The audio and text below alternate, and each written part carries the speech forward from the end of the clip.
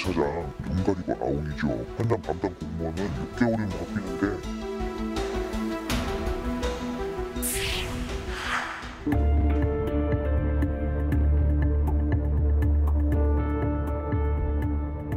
고속도로 노선이 마을 한복판으로 지나가는 어떻게 이런 발상을 저는 도저히 이해가 안 되더라고요. 그게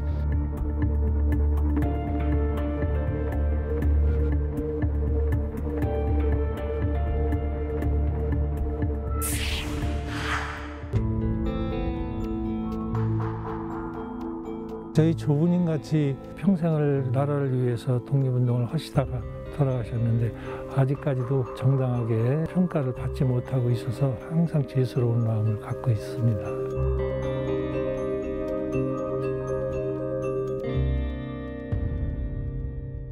저희 시사인 대사남은 지속적인 후속 취재를 통해서 태안 안면도 꽃지 해수욕장 주차장을 둘러싼 여러 문제를 지적해왔습니다. 10년 가까이 불법 노점상들 때문에 반복적인 민원이 제기됐었고 그 과정에서 많은 갈등이 있었기에 충청남도에서는 이곳에 유료 주차장을 만들어서 민간에 위탁을 줬습니다. 도유재산의 효율적 관리가 목적이었지만 이곳은 말 그대로 이전 투구의 장이 되어버렸습니다. 도대체 왜 지금의 상황까지 오게 됐는지 시민늑보 불청객에서 되짚어봅니다. 네, 저는 지금 충남 태안에 있는 안면도 꽃지해수욕장 주차장에 나와 있습니다. 취재가 시작된 이후 정말 많은 분들께서 다양한 이야기들을 들려주셨습니다. 그만큼 이곳이 여러 갈등의 중심에 서 있다, 이렇게 볼 수 있는데요. 오늘 시민늑보 불청객 시간에서는 이 꽃지해수욕장 주차장이 왜 갈등의 중심에 섰는지 한번 되짚어보도록 하겠습니다. 이곳 꽃지해수욕장은 아름다운 광경 때문에 평소 많은 관광객들이 찾고 있는 곳입니다. 그래서 이런 관광객들을 대상으로 장사를 하기 위해 마을 주민들을 포함한 여러 상인들이 이곳에 마련된 주차장에 불법적으로 노점상을 펼쳐 영업을 해왔었는데요. 그래서 충청남도에서는 여러 차례 수억 원의 예산을 들여 노점상을 강제 철거하는 행정 대집행을 하기도 했었는데요. 그러던 중 충청남도의회 정강섭 의원이 이곳을 다시 유료 주차장으로 만들어 민간에 위탁할 수 있는 조례를 대표 발의했습니다. 너도 나도 그냥 뭐 다 와서 거기서 이제 뭐 이렇게 노점상들이 많이 이제 뭐 유후죽순 막 생기는 거예요. 도저히 안 되겠다 싶어서 주차장 조례를 발의하게 됐죠. 그런데 이 유료 주차장 이용 요금도 저렴하고 또 요금 감면 대상이 너무나도 많기 때문에 사실상 사업성이 있다고 보기 어려운 구조였는데요. 하지만 놀랍게도 무려 3군데에서 최소 1억 7천만 원이 넘는 금액에서 최대 2억 2,220만 원의 금액을 단 2년간만을 위탁받는 조건으로 입찰에 참여했습니다. 그렇다면 여기에는 어떤 이야기가 숨어 있을까요? 원래는 조례도 그렇고 입찰 조건에도 분명 주차장 본연의 목적이라고 되어 있습니다. 하지만 주위에 물어보니까 주차장에 일정 시설을 허가받아서 만든 다음에 간단한 식품이나 이런 게 판매가 가능하다는 걸 확인했어요. 그래서 일단 다른 회사 명의로 입찰 가격을 슬쩍 흘려서 경쟁자에게 혼선을 준 다음에 입찰이 시작되기 직전 신생법인을 만들어서 최고가액을 제시하면서 입찰에 참여했던 겁니다. 그러니까 본래 이 사업의 취지가 주차장이었지만 주차장 운영 대신 휴게 음식점 운영을 목적으로 이 사업에 뛰어들었고 위장 정보로 다른 입찰 경쟁자들에게 혼선을 준 뒤 입찰 직전 법인을 설립해 이 사업을 낙찰받았다, 이런 말인데요. 그런데 관련 규정을 보면 임대받은 공유재산은 반드시 그 본연의 목적에 맞게 사용돼야 하고 또 그 권리도 위탁받은 자를 제외한 그 어떤 이들에게 넘길 수 없게 되어 있습니다. 규정상으로 전대가 허락되지 않았었어요. 그래서 그걸 피하기 위해서 상가에 입점하는 상인들한테 주주로 참여하라고 할 계획이었습니다. 그렇게 되면 법인 주주들이 직접 상가를 운영하는 게 되기 때문에 전대무죄를 법적으로 피할 수 있게 되잖아요. 그러니까 전대가 불가능했기 때문에 상인들에게 일단 소량의 주식을 배분해줘서 형식상으로는 법인이 직접 운영을 하는 그런 형태로 갈 것이었다. 이런 말인데요. 그런데 여기에 입점해 있는 상인들은 회사로부터 주식을 받지 못했다는 말을 합니다. 이거는 꽃지 상가 참가 계약서 임차인으로 되어 있습니다. 주주 참여 뭐 이렇게 했다고 얘기를 들은 것 같은데 예. 실질적으로 주주라고 하면은 그 회사의 어떤 의결권 이런 참여를 할 수 있는 거잖아요. 그런 게 있으신가요? 없지요. 그런 건. 회사 경영이나 운영에 예, 일체 그런 거에 의사를 표현할 수 없고. 원래 상인들에게 5주씩 주식을 주기로 합의가 되어 있었어요. 그런데 대표이사가 자기 맘대로 상인들에게 주식을 나눠주지 않았더라고요. 그리고 다른 일들도 일체 이사들 동의도 없이 독단적으로 저렇게 혼자 처리하고 있는 거예요. 또 회사 소유인 편의점도 이사들과 상의도 없이 독단적으로 운영하면서 수입에 대해서 일체 보고도 하지 않고 있습니다. 그래서 이런 문제들에 대해서 얼마 전에 법적으로 문제를 제기해 놓은 상태입니다. 이렇게 제기되고 있는 여러 의혹들에 대해 이 위탁업체 대표의 입장을 듣기 위해 몇 차례 연락을 취해보았습니다. 하지만 이 업체 대표는 현재 법적 다툼 과정에 있다면서 인터뷰에 응하지 않겠다. 이런 입장을 밝혀왔습니다. 이처럼 소중한 공유재산의 소유주인 충청남도가 이렇게 소극적인 행정을 펼치는 사이 이곳 주차장 위탁업체는 법 취지 본래의 목적과 다르게 사실상의 임대업을 하고 있고 그런 가운데 위법 행위가 벌어지는 것은 물론이거니와 주민들 간 갈등의 골도 상당히 깊어 보였습니다. 한 달에 120 몇만 원 꼴이에요. 10개월이니까. 네. 그럼 그런 월세를 안면도에서도 최고 비싸고 태안하고 다 합쳐도 최고 비싸 여기가. 이 유료 주차장 사실은 눈 가리고 아웅이죠. 공무원들이 우리들한테는 긍정적으로 검토하겠다고 말은 하는데 그놈의 검토가 벌써 10년입니다. 그리고 문제 해결하려고 맨날 도지사나 해당 부서 과장 만나서 협의하면 뭐합니까? 현장 담당 공무원은 6개월이면 바뀌는데 그러면 그 사람들은 또 아무것도 몰라요.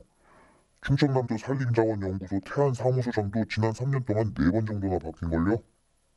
그 임대업 전대가 안 되게 돼 있는데도 불구하고 편법적으로 운영을 해 가면서 저걸 지었단 말이죠. 네. 이것을 충남도가 암묵적으로 얘들만 봐준다든가가 아니고 다음에 누군가가 앞으로 이 제도를 없애지 않는 한 네. 누군가가 할 때도 그 가건물 내에서 장사하는 행위 또는 뭐 전대 형식이든 편법적이든 뭐든 한 것을 아마 눈 감을 수밖에 없을 거예요. 누가 그럼 이거를 하겠어요?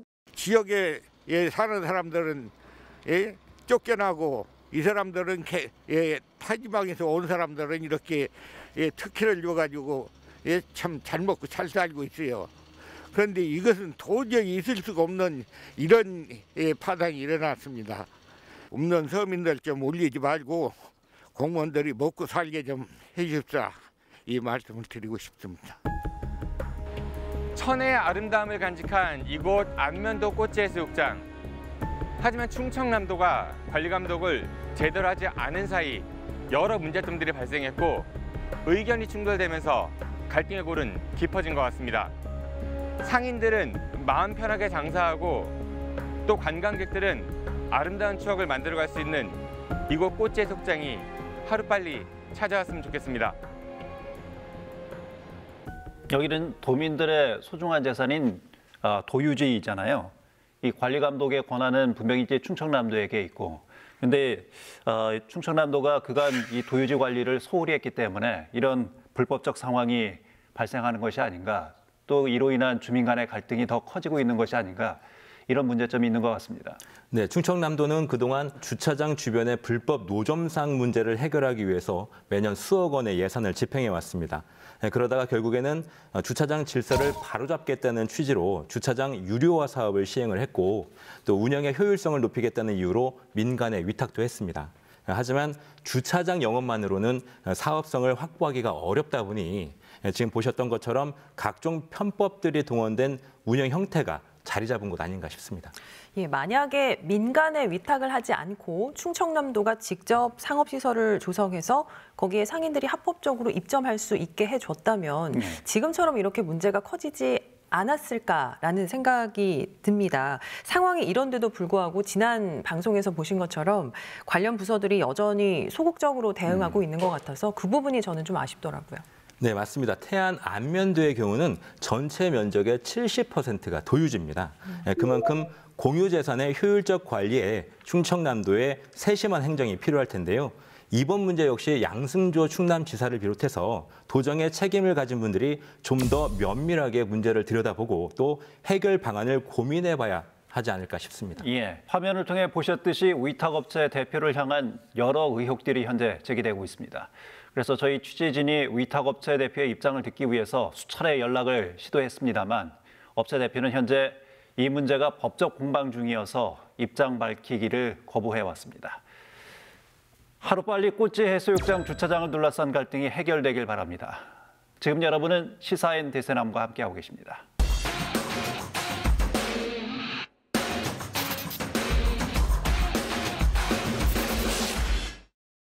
총 연장 137.7km, 사업비 2조 6천억 원에 달하는 고속도로 공사가 현재 충남 곳곳에서 진행 중입니다. 바로 제2의 서해안 고속도로라 불리는 서부 내륙 고속도로인데 이 도로의 건설을 둘러싸고 잡음과 갈등이 잇따르고 있습니다. 어떤 문제들이 있는지 이럴수 이슈에서 지역민들의 목소리를 들어봅니다. 안녕하십니까. 저는 청양군 비봉면 양사리에 살고 있는 이태재라고 합니다. 70년 동안 이웃과 오손도손 큰 걱정 없이 살아오고 있었는데 우리 마을에 고속도로가 생기게 된다고 합니다.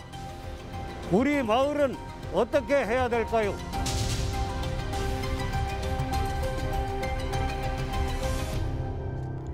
충남 청양군 양사리 200여 명의 주민들이 살아가는 조용한 시골 마을입니다.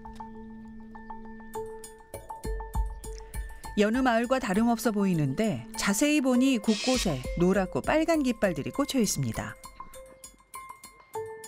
저 깃발 꽂힌 거 보이잖아요. 거기서부터 이렇게 해서 여기 이 지상에서 10m 위로에서 저기로 이렇게 지나가는 고속도로예요. 말하건 바로 옆이죠. 어느 때보다 심란한 시간을 보내고 있는 주민들. 서부 내륙고속도로가 마을에 건설되기 때문인데요. 서부 내륙고속도로는 평택에서 부여를 지나 전북 익산을 연결하는 총 연장 137.7km에 이르는 민간 자본 투자 중 가장 규모가 큰 고속도로입니다. 1단계 평택에서 부여 구간은 2024년 완공을 목표로 하고 있습니다. 고속도로 노선이 마을회관 바로 옆을 지나가게 되면 마을회관이 제 기능을 상실할 거라고 주민들은 주장하고 있습니다. 이거 보세요. 여기가 교각이수고 이쪽이가 다 성토가 되는데 그렇다고 보면 이 10m 이상 성토가 되면은 이 회관은 확 맥혀갖고 여기 쓰기가 아주 이 불편하게 돼 있습니다. 그래서 우리는 이 회관을 좀 다른 곳으로 좀 옮겨달라. 하지만 시행사 측에서는 마을 주민들의 요구를 들어줄 수 없다는 입장.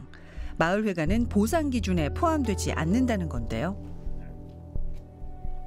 이 앞에 정자는 옮겨주고 나무하고 정자는 옮겨준다고 해가며 이 회관을 못 옮겨준다는 이 자체도 이것은 어불성설이 아닌가 이렇게 됩니다. 마을 사람 전체가 모여서 여기서 식사도 하고 회의도 하고 그리고 항상 노인회에서들 나오셔가지고 여기에서 생활을 하신단 말이에요. 생활 공간이에요, 진짜. 그리고 유일한 이 우리 마을의 200여 주민들이 사용하는 문화 공간이면서 양사 1, 2와 1위를 관통해가는 고속도로 노선. 마을회관 인근 150m 구간은 교량으로 나머지는 성토로 건설될 예정입니다. 주민들은 하루아침에 마을의 유일한 소통 공간도 이웃도 잃게 됐다고 하소연합니다. 이 고속도로는 5천만이 다 이용할 수 있는 이 도로인데 우리 동네에 이런 도로가 이 중앙을 질러서 동네 두 조각으로 내고 있습니다. 처음에는 노선 변경을 요구했던 주민들. 지금은 일부 구간의 교량 연장을 원하고 있습니다.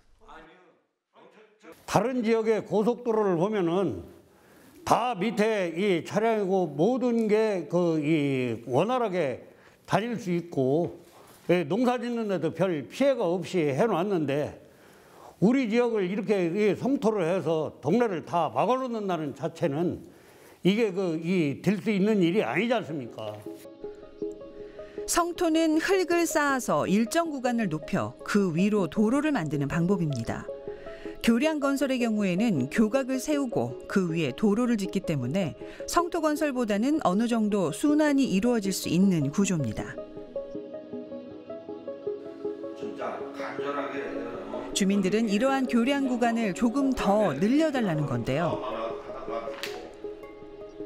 현재 교량 구간은 농로를 포함하지 않고 있어 교량을 40m만 더 연장해달라며 관련 기관에 민원을 넣었습니다.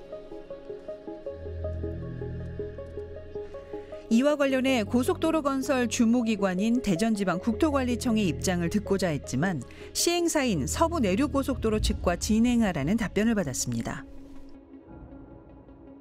본사랑 얘기를 했는데 회사에서는 원칙적으로 인터뷰를 하지 않는다. 서면에 대한 답변으로 하는 걸로 돼 있다. 그렇게 얘기를 하셔가지고 저희가 인터뷰는 직접 만나 뵙고 하는 인터뷰는 좀 어려울 것 같습니다. 어려울 것 같고. 시행사인 서부내륙고속도로 주식회사는 서면을 통해 양사리 주민들의 요구로 이미 한 차례 구간을 늘렸기 때문에 더 이상은 늘릴 수가 없다는 입장을 밝혀왔습니다. 하지만 주민들은 농로 확보와 통행을 위해서는 교량 연장이 더 필요하다고 주장합니다. 이런 부분들을 그렇게 멋대로 훼손시켜 놓고 그런다고 그러면은 이게 마을 사람들과 고속도로가 친해질 수가 있겠습니까? 그리고 크게 원하는 것도 아니고 우리가 돈을 달라는 것도 아니고 단지 같이 어울릴 수 있는 고속도로를 만들어 달라 이겁니다. 청양군에 위치한 또 다른 마을 남양면 온직리 역시 사정은 다르지 않습니다. 터널로 산을 통과해 나온 노선은 민가와 논과 밭을 가로질러 국도를 통과해 지나갑니다. 이곳 노선도 마을 중앙을 관통합니다. 기존에 사용하던 국도는 끊기게 됩니다. 지금 여기에 보이는 도로가 기존 도로가 있는데 굳이 이 도로를 옆으로 우회를 해가면서 성토를 해야 되는지 이해할 수가 없습니다. 성토를 하지 않고 교량으로 해주고 기존에 사용하던 도로를 그대로 사용하면 되는데 굳이 성토를 해가면서 여러 가지 피해를 줘가면서 도로까지 옮기고 이중으로 돈을 들고 주민 피해만 주는 이런 이상한 고속도로를 만들고 있는데 서부내륙고속도로는 전 구간의 90%가 생활권을 관통하고 있습니다. 도로 건설로 인해 지역민들의 삶이 크게 영향을 받을 수밖에 없습니다. 고속도로 노선이 마을 한복판으로 지나가는 어떻게 이런 발상을 저는 도저히 이해가 안 되더라고요. 그게 왜냐면 양쪽에 벌판이 있어요. 어떻게 하든지 마을 사람들한테 피해를 안 주는 방향을 생각을 해야지. 그게 절단을 내고 가는 그런 발상을 하고 있는지 상당히 놀래가지고 그렇게 평가를 하게 된 거죠. 마을 관통 노선에 대해 시행사 측은 각 지역별 생활 권역을 구체적으로 설정하기가 어렵다는 입장입니다. 하지만 이러한 노선 계획으로 서부내륙고속도로는 전 구간에 걸쳐 시작부터 민원이 끊이지 않고 있습니다. 청양군에서 북쪽에 위치하고 있는 홍성군. 천태리에 사는 김호경 씨는 고속도로 건설 소식을 들은 이후로 밤잠을 설친다고 합니다. 여기 보시면 아시겠지만 이렇게 함몰이 되어 있고요. 저기도 함몰된 데고요. 지금 벌목이 된 상태라서 예전보다는 표시가 덜 나거든요. 그리고 저기 지하로 100m 이상, 수직으로 100m 이상 들어갔고요. 거기서 또 수많은 그 갱들이 땅속으로 지금 다 퍼져 있습니다. 지금. 홍성군 천태리에 위치한 천태산에는 일제시대 때 운영됐던 폐광산이 있습니다. 이 위로 고속도로가 지나가는 건데요. 이것도 다 함몰된 흔적이에요. 원래 이렇지 않았거든요. 이거 다 밑에 꺼진 거죠. 집안 치마를 우려하고 있는 김호경 씨는 폐광 지역을 관리하고 있는 광해관리공단에 문의를 해봤습니다.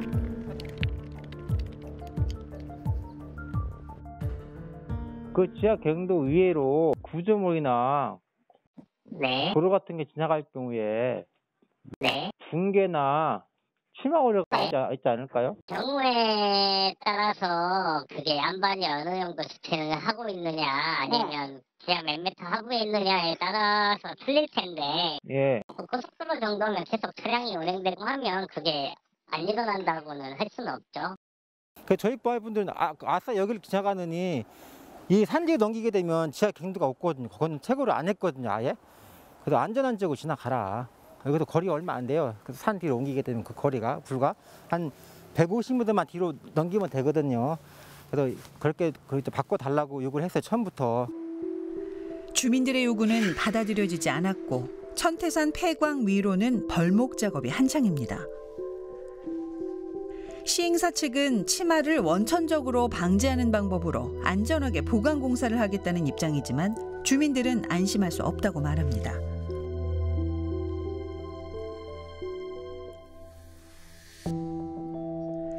예산군 대흥면 교촌리, 고즈넉한 풍경과 전통이 살아있는 마을입니다. 충청남도 기념물 제136호로 지정돼 있는 조선시대 향교가 자리하고 있어 보존 가치가 높은 지역인데요. 저희는 이제 슬로우시티 지역이기 때문에 크게 개발을 안 했어요. 난개발을 안 하고 그냥 있는 거 그대로 아름답게 가꾸자.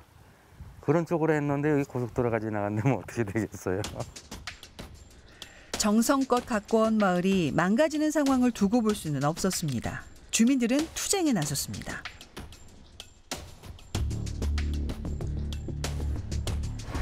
(7년간의) 투쟁 끝에 마을 앞을 관통하려던 노선은 향교 뒤쪽으로 변경됐고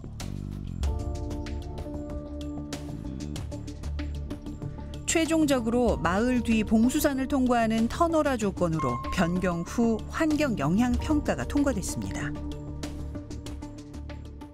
철저히 조사를 해서 이 지역은 문화재가 많은 지역이니까 함부로 막 노선을 거서는 안 된다. 처음부터 알아보고 확인해보고 다 확인을 해보고 했어야 되는데 마음대로 뒀다는 거. 그게 잘못된 거고요, 절대로. 하지만 교촌리를 둘러싼 갈등은 아직 끝나지 않았습니다. 전면 터널화가 아닌 일부 구간에서 여전히 도로가 마을을 지나가기 때문인데요.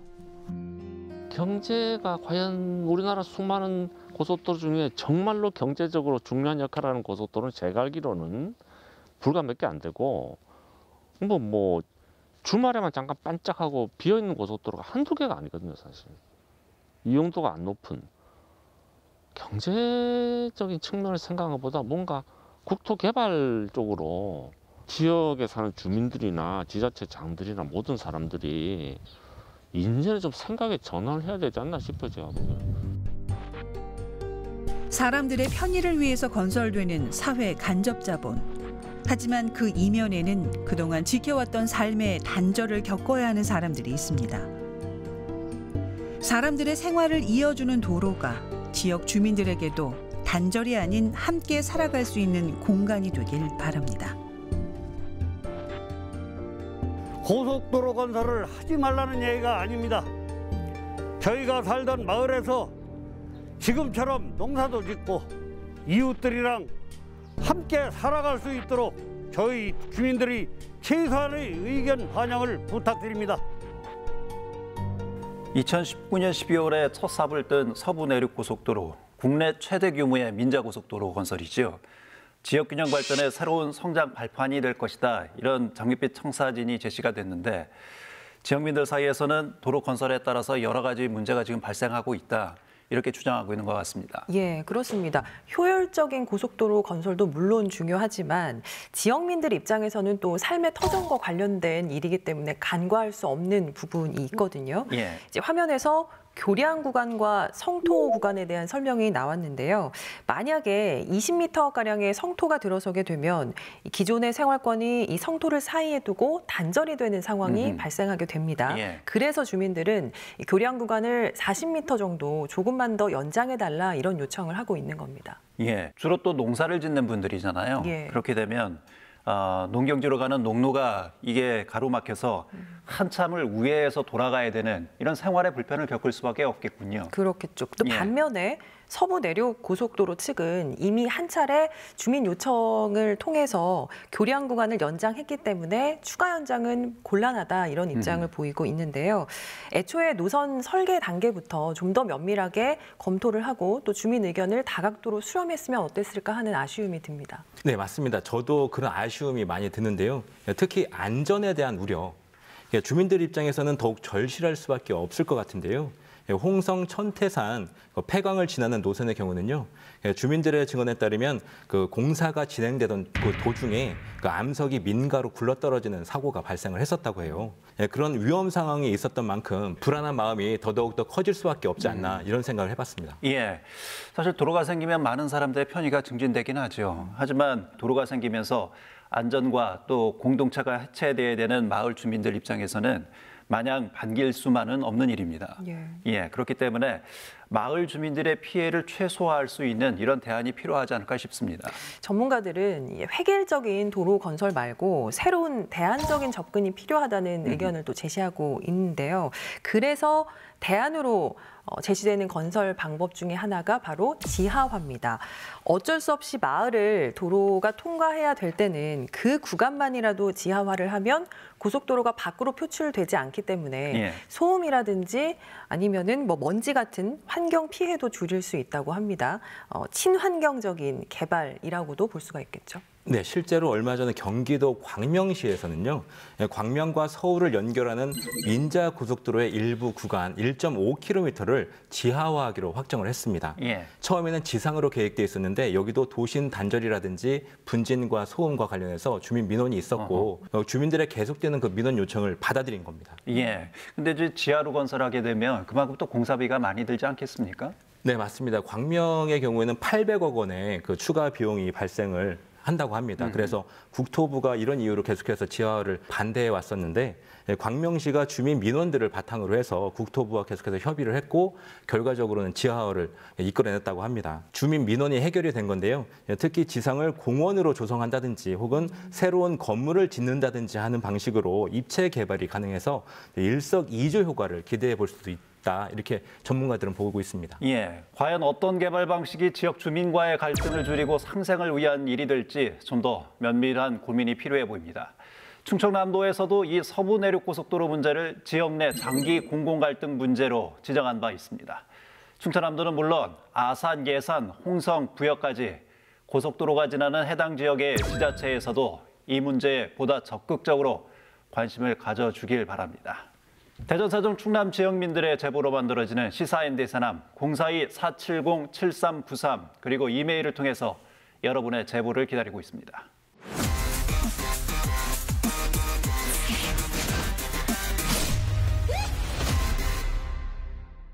한 주간의 대전, 세종, 충남의 이슈를 하나의 숫자, 공간, 사진으로 들여다보는 대세남 줌인. 오늘은 2주의 숫자입니다. 5천만인데요. 대전을 대표하는 독립운동가죠. 단재 신채호 선생과 관련이 있는 숫자입니다. 두 분은 몇 년 전부터 대전시가 추진해온 신채호 기념교육관 건립사업 잘 알고 계실 겁니다. 예, 임시정부 수립 100주년이었던 2019년부터 관련해서 얘기가 많이 나왔던 것으로 알고 있습니다. 당시에 허태전 시장이 국회를 방문해서 이 교육관 건립을 위한 국비 요청까지 했던 것으로 기억하고 있는데요. 예, 맞습니다. 대전시가 적극적으로 기념사업에 나섰었죠. 서대전 광장 안에 새롭게 동상을 건립하고 신채호 선생의 생가지인 대전 중구 어남동 일대를 종합적인 기념교육관으로 조성하겠다는 계획이었습니다. 그러면서 기본계획 및 타당성 조사 용역에 12억 5천만 원을 투입했었는데요. 하지만 2년여가 흐른 지금 결국 대전시는 기념교육관 건립 사업을 포기했습니다. 네, 그간의 이 교육관 건립을 둘러싸고 여러 가지 우려의 목소리가 많았죠. 말씀하신 이 타당성 조사의 경우도 당초 예상보다 늦어지면서 이후에 절차 변경이 좀 필요했고 결국에는 건립 포기까지 이어진 거네요. 예, 그렇습니다. 여러 난항들이 많았습니다. 특히 기념관 건립의 필수 요소인 그 유물들을 확보하는 데 어려움이 많았었는데요. 이 부분이 미흡하다 보니 2억 2천만 원가량의 국비를 지원했던 문화체육관광부의 사전 타당성 평가에서도 탈락했습니다. 예, 이 타당성 평가 통과를 전제로 해서 돈을 받은 거잖아요. 네. 그럼 그 돈은 다시 반납합니까? 네, 2억 2천만 원의 국비는 고스란히 반납을 해야 합니다. 예, 대전시는 교육관 건립을 포기하고 대신에 38 민주의거 기념관 내에 하나의 인물 콘텐츠로 활용하겠다고 하는데요. 이미 쓰이니 5천만 원, 소중한 시민들의 혈세인데요. 결국 허무한 예산 낭비의 숫자로만 남게 됐습니다. 예, 참 아쉽습니다. 단재 신채호 선생을 대전의 역사 인물로 널리 알릴 수 있는 기회였을 텐데요. 대전의 정체성 확립을 위해서 늘 고민하는 대전시가 너무 많은 것들에 눈 돌릴 것이 아니라 선택과 집중을 좀 더 해야 하지 않을까 싶습니다. 우리 지역 곳곳에 미처 알려지지 않은 문화유산과 역사 인물들을 발굴하는 노력 중요합니다. 4월 11일 대한민국 임시정부 수립일을 맞아서 우리가 기억하지 못한 독립운동가들의 이야기를 찾아가 보겠습니다. 충남 부여군 양화면과 임천면의 경계 탑산리 입구엔 40여 년 전 부여 군수와 지역 주민들이 세운 특별한 추모비가 있습니다. 그 주인공은 바로 부여 100년을 빛낸 인물로 꼽힌 허완 선생입니다. 저희 조부 되시는 허자 환자 선생의 이게 추모비거든요. 할아버지를 추모하는 마음으로 청소를 하고 있었습니다. 할아버님이 어떤 일을 하셨길래 이렇게 추모비까지 세워주셨나요? 저희 할아버지는 국내하고 국외에서 독립운동을 하다가 돌아가셨어요. 나라를 위해 헌신한 할아버님은 허석재 씨의 자랑이라고 합니다.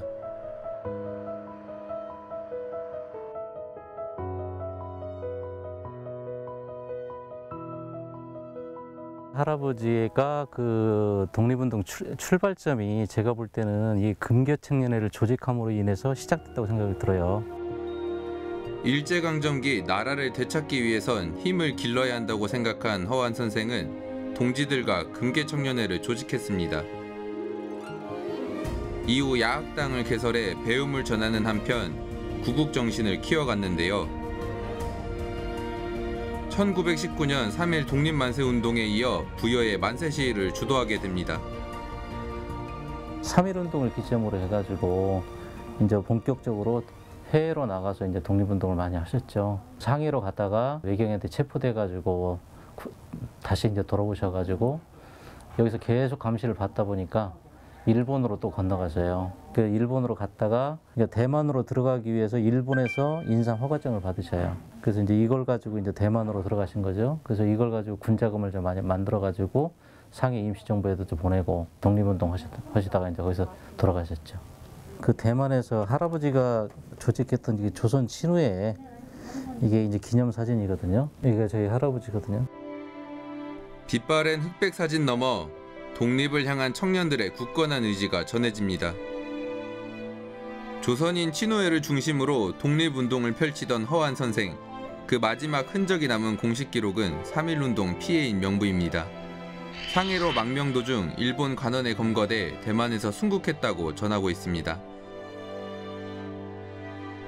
청년 독립운동가 허완, 광복을 꿈꾸던 그는 결국 유골로 돌아와 조국에 묻혔고 이름도 함께 잊혔습니다.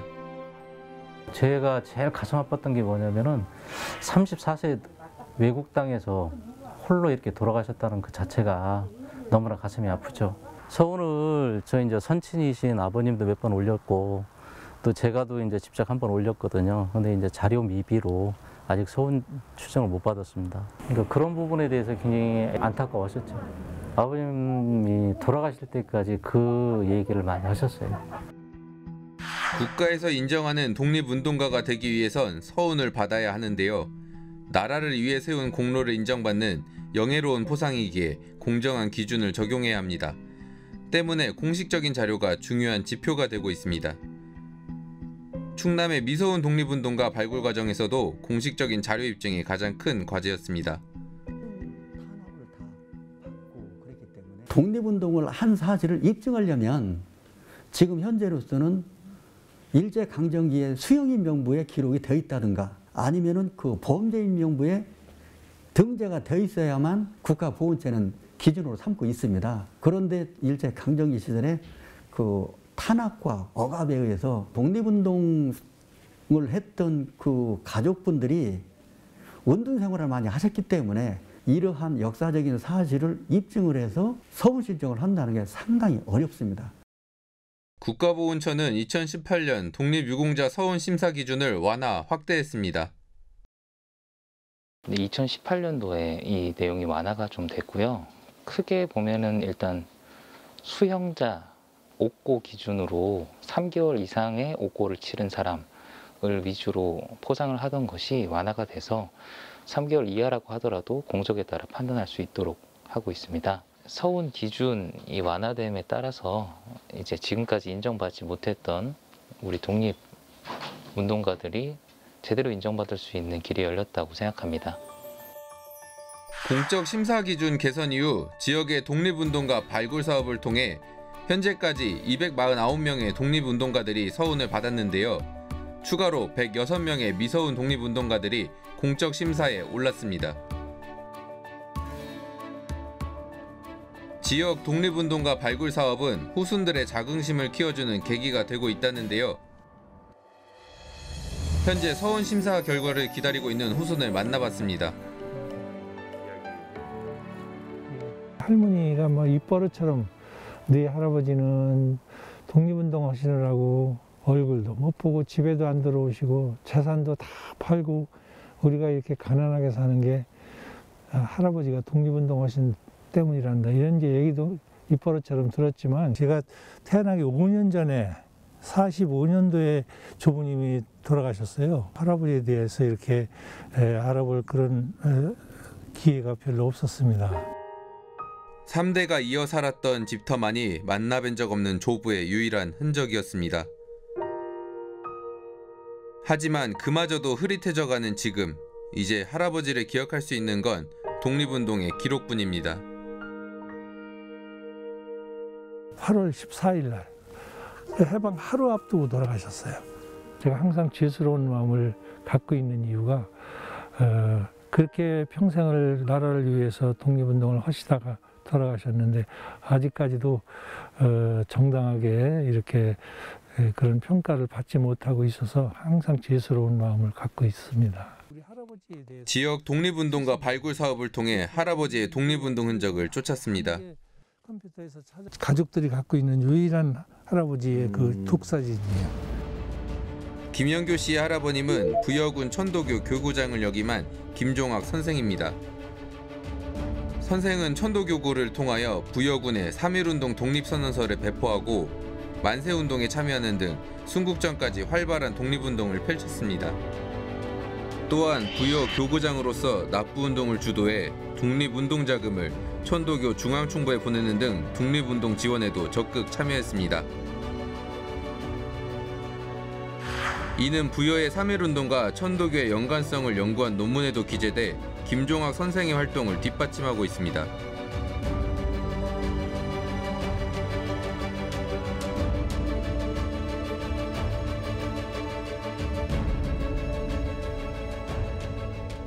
사실상 저희 조부님 같이 일생을 오직 독립만 위해 살다가 결국은 그 고문 때문에 돌아가신 이런 분들 흔치 않아요. 그런데 객관적인 자료를 제가 찾을 수가 없어서 또 제가 거기에만 매달릴 수 있는 그런 형편도 못 되고 그래서 이제 이제까지 이렇게 미뤄졌었어요. 독립유공자라는 건 사실상 요즘은 그분이 어떤 일을 했느냐보다는 어떤 서류가 남아있느냐 이걸로다가 결정이 되기 때문에 그걸 사실 숨은 유공자가 굉장히 많다고 저는 생각을 해요. 국가와 국민을 위해서 몸바쳐서 일한 숨은 독립운동가를 많이 발굴을 해서 그분들을 선양하고 그리고 또 그 후손들을 보호해주고 존중해주고 그래도 그분의 삶의 질을 높이기 위해서 정부와 지방자치단체가 힘을 써줘야 된다고 생각을 합니다. 돌무더기 흔적만 남아 사라져가는 집터처럼 독립운동가들의 헌신이 잊혀지고 있진 않은지 나라를 위해 몸바쳐 희생했던 할아버님의 시간을 기록해보는 김영규 씨입니다. 참 자랑스럽고 또 제 마음속에는 누구보다도 더 훌륭한 영웅이라고 저는 항상 생각을 하고 있습니다. 지금 늦었지만 우리 조부님이 그 평생 사랑하셨던 조국을 향한 그런 사랑이 조금이라도 세상에 밝혀져서 나중에 조부님이 제가 뵐 때 부끄럽지 않은 그런 일이 이루어졌으면 하는 바람을 가져봅니다. 여전히 기록되지 못한 우리 지역의 수많은 독립운동가들이 있습니다. 오늘날의 우리를 있게 해준 독립운동가들의 숭고한 희생이 잊히지 않도록 우리는 그 이름들을 기억해야 합니다. 나라를 위해 희생했던 분들의 이름과 흔적을 찾아내서 역사에 기록하는 것은 단지 그 후손들에게만 의미 있는 일은 아니죠. 잊혀진 영웅들을 기록하고 기억하는 것, 이건 뭐 국가와 또 우리 사회가 당연히 해야 할 엄중한 책무이지 않을까 싶습니다. 네, 그런 의미에서 미서운 독립운동가들을 발굴하기 위해 충남 예산과 부여, 서천 등의 지자체에서 적극적으로 나섰다는 것은 잘한 일이라고 박수를 쳐드리고 싶습니다. 4월 현재 충남 지역의 미서운 독립운동가 106명이 최종 심사 중이라고 하니까요. 좋은 결과가 있었으면 좋겠습니다. 네, 그동안 서운 심사 과정에 대한 비판의 목소리가 적지 않았던 게 사실입니다. 감옥에 수감됐던 그 수형 기준이 꽤 높다는 지적도 나왔었죠. 네, 맞습니다. 전에는 수형 3개월, 태형 90대 이렇게 옥고 기준이 정해져 있었습니다. 어떻게 보면 너무나 엄격한, 물론 엄격해야 하는 게 맞지만 단순히 자료에 이름 석자가 있느냐 없느냐, 또 3개월을 넘겼느냐 아니냐로만 따질 수 없는 현실적인 부분이 있는 게 사실이거든요. 그런 부분들이 고려되지 않았던 측면이 있었기 때문에 2018년에 국가보훈처의 서운 심사 기준이 개선됐습니다. 그래서 수형과 관련된 기준은 폐지되지 않았습니까? 네. 그리고 독립운동가에 대한 사료가 부족할 경우 신빙성 있는 연구 업적과 다수의 증언이 있다면 심사를 할 수 있도록 하는 원칙도 세운 것으로 알고 있습니다. 네, 많은 부분이 개선됐음에도 불구하고 여성 독립운동가들 그리고 독립운동을 했던 학생들의 경우에 아직까지 많이 조명이 되지 못하고 있습니다. 앞으로는 그런 부분과 관련해서도 좀 더 세심한 심사 조건을 마련해서 더 많은 분들을 발굴하는 노력도 필요해 보입니다. 충남 부여의 허환 그리고 김종학 선생. 오늘 우리 지역 독립운동가의 이름을 새롭게 알게 됐습니다. 앞으로 더 많은 독립운동가의 이름이 알려지고 그들의 삶이 재조명되기를 바랍니다.